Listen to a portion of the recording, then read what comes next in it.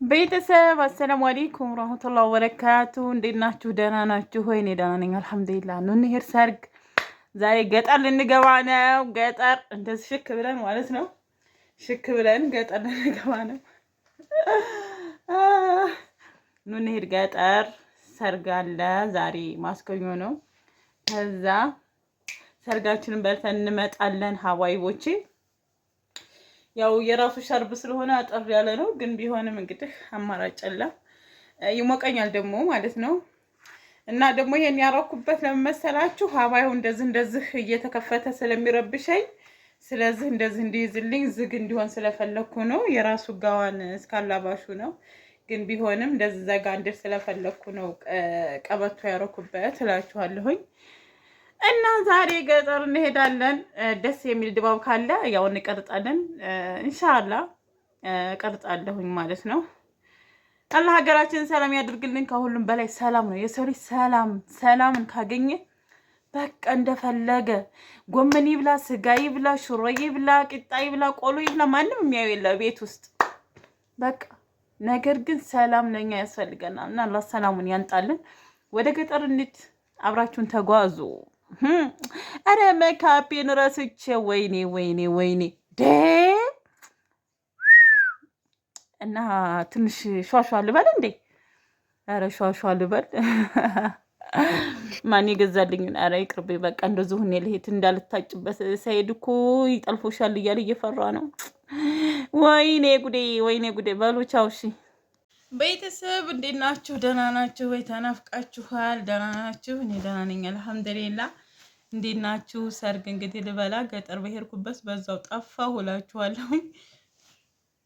ካች ብያለሁኝ። የሰርግ ቪዲዮ ቀርጥላችኋለሁ ብዬ ነበረ፣ ነገር ግን ሳልቀርጽ ነው የተመለስኩት። ስደረስ ብዬ ያው ጨዋታ ምናምን የለም። ሰፈር ትንሽ ታዚያ ነበረ። ታዚያ ስላችሁ ሞት ነበረ። ከሁለት ቀን ከምናምን በፊት ከሰርጉ ቀደም ብሎ ማለት ነው። ሞት ስለነበረ ያው ጨዋታ የለም። ዝም ያለ ስለነበረ ሊቀርጽ አልቻልኩም። ያው ጨዋታ ስላልነበረ ማለት ነው ሀባይቦቼ። እና እንዴት ናችሁልኝ? እኔ ደህና ነኝ አልሐምዱሊላህ። እንግዲህ ያገቡትንም የሀዋና የአደም ትዳር አላህ ያደርግላቸው። ባረከላህ ለኩማ ወባረክ አለይኩማ ወጀማ ብልከይር ነው የሚባለው። ብልከይር ሀባይብ ማለት ነው። እና ውዶቼ ያው ሰርጋችንን በላን። ከዛ ቤተሰብ ጋር ሄድኩኝ፣ እናቴም ጋር አማቶቼም ጋራ ሂጄ መጣሁኝ እላችኋለሁ።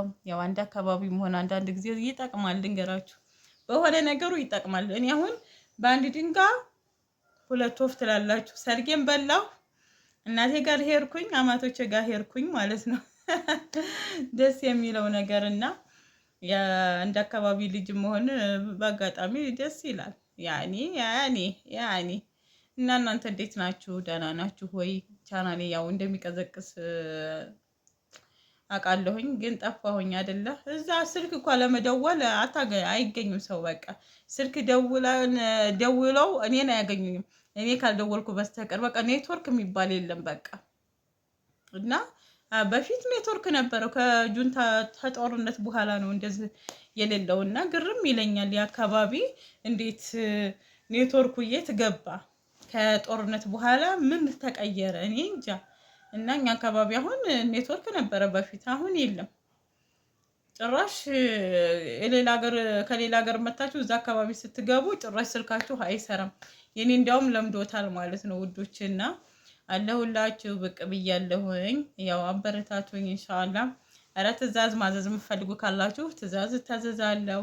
እኔን ማገዝ የምትፈልጉ ካላችሁ እዘዙኝ ኢንሻአላህ።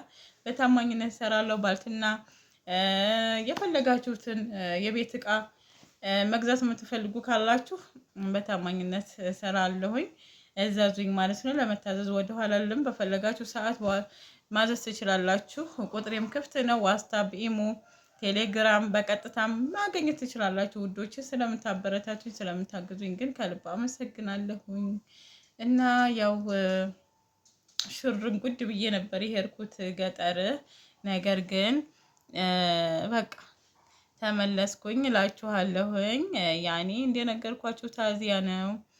ያው ሀዘንና ደስታ ተፈራራቂ ቢሆንም አንድ አካባቢ ሲሆን ደግሞ ከባድ ነው።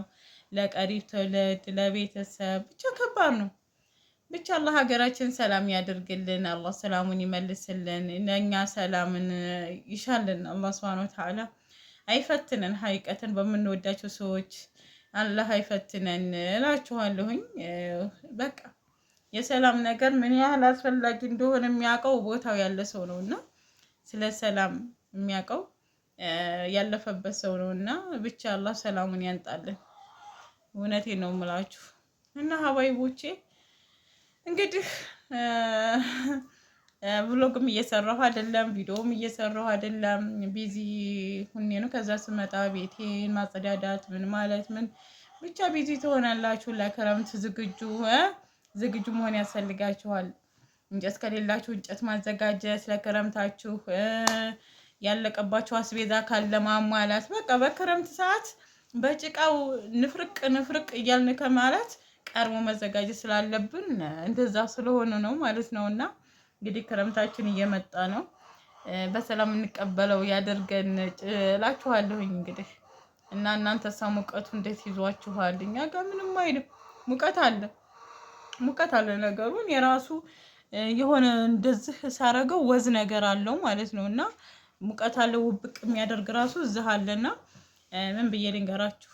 እና ሀባይቦች ሰላማችሁ ይብዛ በያላችሁበት ዓለም ዳርቻ በያላችሁበት ቦታ ሰላማችሁ ብዝት ብሎ ያሰባችሁ ተሳክቶ ማለት ነው። በሰላም ኑልን፣ በሰላም እንቀበላችሁ።